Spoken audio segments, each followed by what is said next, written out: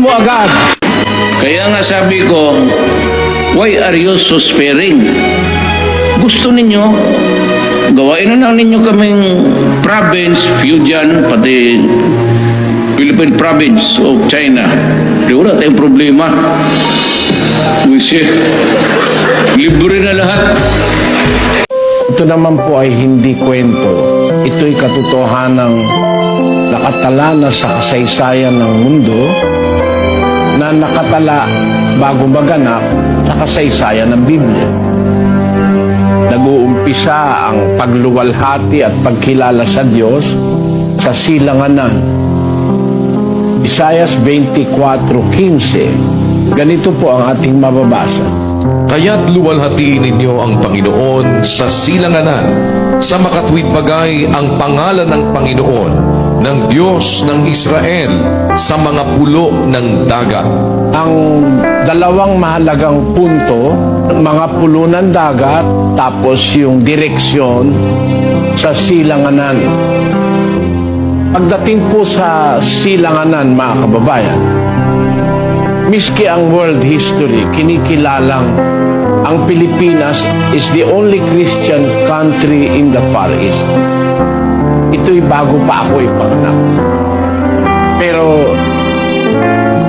sangayon po sa Biblia, may lilitaw na pagluwalhati sa pangalan ng Diyos ng Israel sa silanganan sa mga pulo ng dagat. Studying it based on the Bible and some other circumstances around, hindi natin pwedeng itanggi na ang Pilipinas ay a group of islands.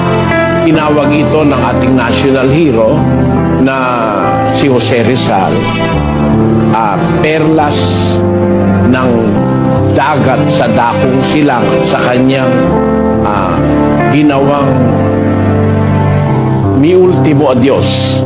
Adios patria adorada, región del sol querida, perla del mar de oriente.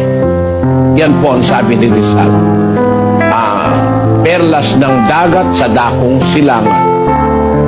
Ang Pilipinas po ay nag-iisang bansa sa silangan, sa malayong silangan, na po pwedeng panggalingan ng mga katuparan ng hula na luluwalhati sa Diyos ng Israel sa silangan sa mga pulo ng dagat.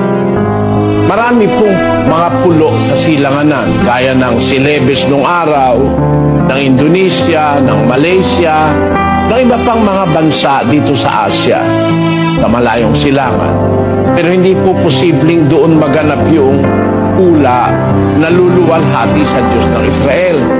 Kasi ang maraming bansa rito sa ating lugar, sa silanganan, ang kinikilalang Diyos si Buddha. Ang niluluwalhati si Buddha, si Shinto, si Zoroaster. Yan po ang mga relihiyong nakilala natin dyan sa Pilipinas. Yan po ang kanila. Hindi sila kumikilala sa Panginoong Hesukristo. Kung kumikilala ka sa Diyos ng Israel, dapat kilalanin mo ang Panginoong Hesukristo. Kaya ang possibility, historically speaking, and biblically speaking, and speaking of other circumstances that surrounds the Bible, ay ang Pilipinas ang kaisa-isang possibility ng katuparan ng hula kay Isaiah 24:15.